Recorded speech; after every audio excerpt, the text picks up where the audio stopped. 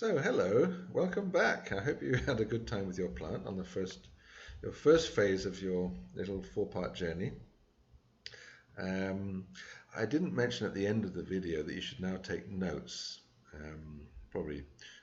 did say that in the first video or in the preparation video, but you need to take notes now. Okay, so just write down, if you didn't already do that, sit down now, just pause this video quickly and write a few notes about your experience. Okay, that will be useful for you later on.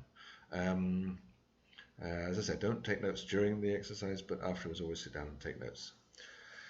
Okay, so this next section also, I want to do a bit of German with you. It's always useful, I think, to get the just exactly what Goethe was going for right. This one is called Exakte sinnliche Fantasie, which translates pretty much word for word. That's a nice thing about the English and German. You've got a lot of words the same. So this means exact sensorial fantasy. All right. However, even though I've got a little quibble with the word fantasy, because that's the as I say, exact sensorial fantasy is what people usually call it. Okay, because it just translates literally. That's what you see in books and stuff. But I actually have a little quibble because fantasy in the German has it has a certain connotation of imagination, whereas fantasy is sort of unreal stuff, really. So in English. So I think exact sensorial imagination would be a much better translation, modestly. As I say, I'm not a historian or a Goethe expert or a, heaven forbid, an academic. Anyway, sorry, must get on. Now then, so that's my title for this section is exact sensorial imagination. Okay, and what we're going to do, what you've done so far is you've studied the phenomenon as it is. Okay, that's what you did in the first section. Okay, so far. Now we're going to add the element of time.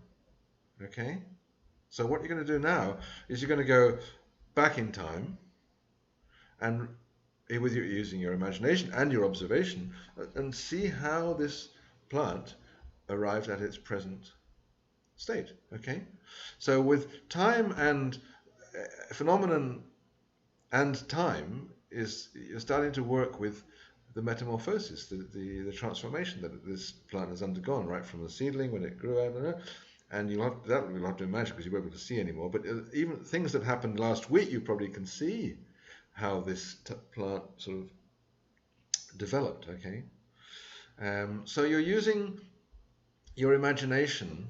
Oh, and you go into the future as well. So you do two things. You go back in time, and you start to observe how the plant arrived at its current form, okay, natural form, and you're going to go into the future and see how it will continue to grow in the future.